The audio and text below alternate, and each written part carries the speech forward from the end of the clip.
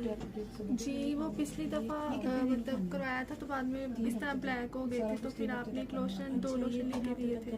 اچھا وہ پھر لگائے.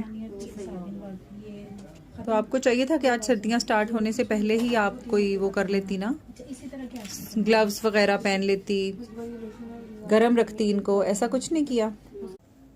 اس پرابلم کو چلبلینس کہتے ہیں، اور اس میں کیا ہوتا ہے کہ یہ جو فنگرز ہوتی ہیں یہ سوج جاتی ہیں، ریڈ ہو جاتی ہیں، بلو ہو جاتی ہیں. اگر پرابلم بہت زیادہ ہو تو چھالے بھی بن جاتے ہیں، زخم بن جاتے ہیں. ایون کچھ دن پہلے میرے پاس ایک پیشنٹ آیا اور اس کے پراپر بڑے بڑے زخم بنے ہوئے تھے اور بڑا ٹائم لگا اسے ٹھیک ہونے میں.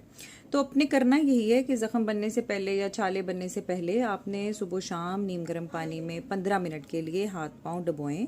اس کے بعد انہیں صاف کر کے آپ کوئی آئنٹمنٹ یا کیوٹیویٹ کریم لگا لیں، and then 2 pairs of socks and 2 pairs of gloves. اچھے طریقے سے پہنے، پاؤں اور ہاتھوں کو گرم رکھیں. یہ واحد طریقہ ہے چلبلین سے